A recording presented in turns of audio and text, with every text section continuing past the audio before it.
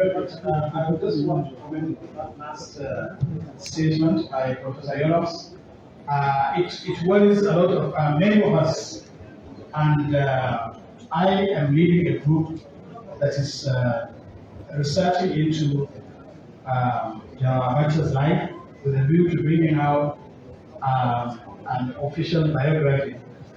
And one of the issues bothering us is this question of quote and unquote Abacha loot. And I just talked to my uncle, Chief Ali, to say, look, I want you to tell me something about this Abacha loot, because Major Almustapha has been given another narrative. And he said it's all in his memoirs, which he has completed and to be published soon. But the summary of it all, you see, General Abacha had opened war on many fronts. He had deposed the Sultan of Sokoto.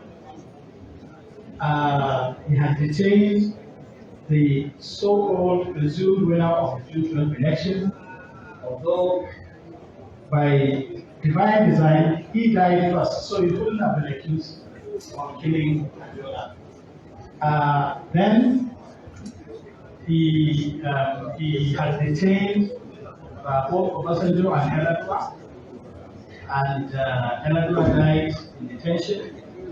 Obasanjo, well, you now know who he is. If he is not in power, then everybody else who is in power must kowtow to him, or he will condemn them and criticize them. This is what he's been doing since he left office in 2007. And we saw him, quarreling with Eladua, who was his choice as successor. And after Eladua, he thought Jonathan would be a good boy to order about. He found out otherwise, and so on and so forth.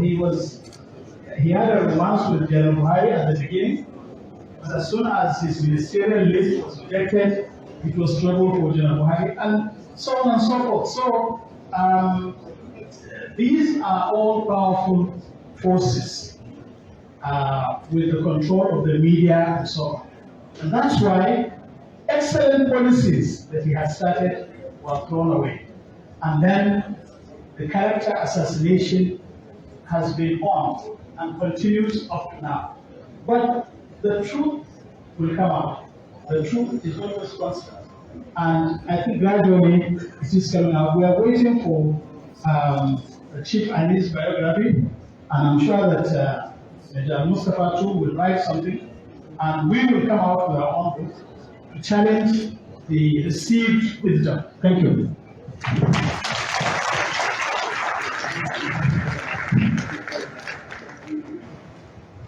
Most humbly, I'm standing on the existing protocol, but as somebody who has a background of culture, our mother, former First Lady, and our elders who accompanied her here, and Mr. Chairman, whom I haven't seen, I think since 1998, I haven't had the opportunity of citing him, and then numerous places here, and many beautiful places of Nigerians, men and women. First of all, I'm glad to be here, being the second occasion such as this one. My happiness is to register one thing. Mr. Chairman, without my request, minutes and minutes of speakers were added, and you agreed. There are issues I want to talk about from the point of view of the man, General Abacha. When he came to power, one of the things I learned as a student was the statement. He said, and I quote, "In the arithmetic of loving Nigeria, 1 + 1 means everything. But in the same thing, 2 - 1 means nothing." You give it a deeper thought and look at it this way. I didn't understand the meaning as at the time he told me this, November 1993, shortly after he became head of state, only to discover it's a doctrine governing the law in itself. And he was looking at Nigeria from that perspective, meaning if you believe you come from God Almighty, that is one. And if you are from God, love your country dearly. This too means everything. You have this one and you have the next. But when you take one out of the two, you have nothing. If you believe in God and you claim you love your country, you can't do it right. And vice versa. If you say you believe in your country and you don't believe in God, definitely something is wrong. So whichever way you go, there's no foundation. He began to look at Nigeria from this perspective. On one of the occasions where the Vision 2010 was also brought, and he thought of it when it was to be inaugurated, there was a statement he said. And this picture, this clip, we just show of him was what actually brought the reminder for me to have jotted this right here. He said, and I quote, "The heart that loves its country is always considered and evaluated as young." He said, "We are only patriots who may die even at old age, but in the evaluation of the love of their country, they are considered young forever." Unquote. Now, General Abacha in this direction, that was the man who was settled with the leadership of this country and seeing Nigeria from the perspective of patriotism true to itself. Then, at one occasion, driven by some of his thoughts, we began to be directed, even though working hard. Mr. Chairman can attest to this.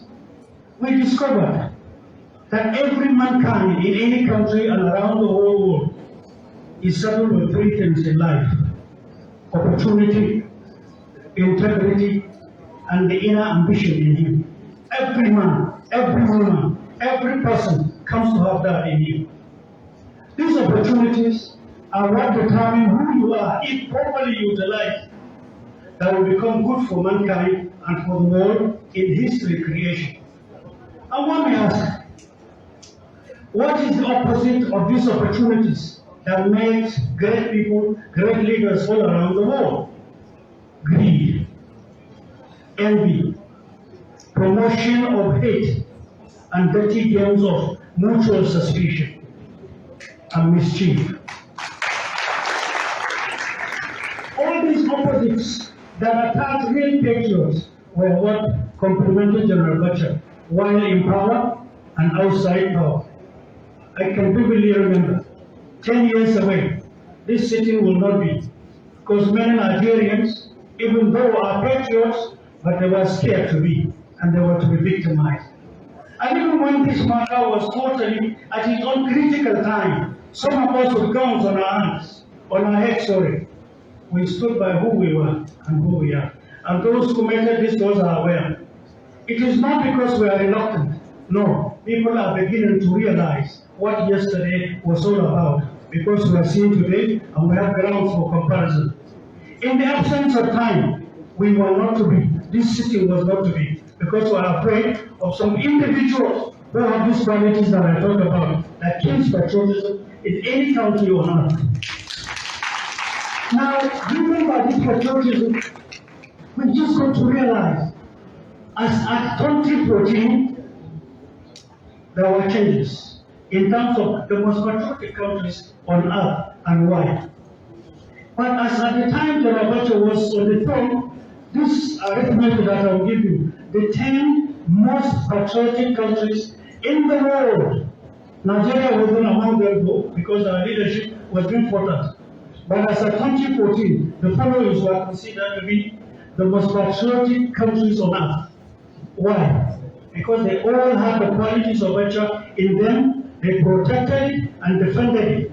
We had him, but we castigated him because some people found themselves in power and wanted it so. What were these countries then? Israel, Philippines, New Zealand, Chile, Canada, unfortunately, or fortunately, pardon me, South Africa, because as at that time, the idea of fighting apartheid brought patriotism to the fore, in them so they were counted among the first 10 in the world.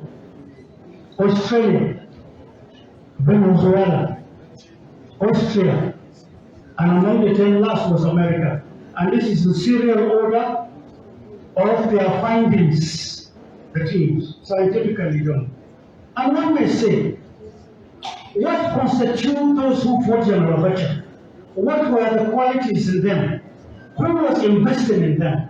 First of all, as it is today in Nigeria and many other developing countries, particularly those with potentials, they have had, as it is going on today, is something called personality data profiling of a given community or a country.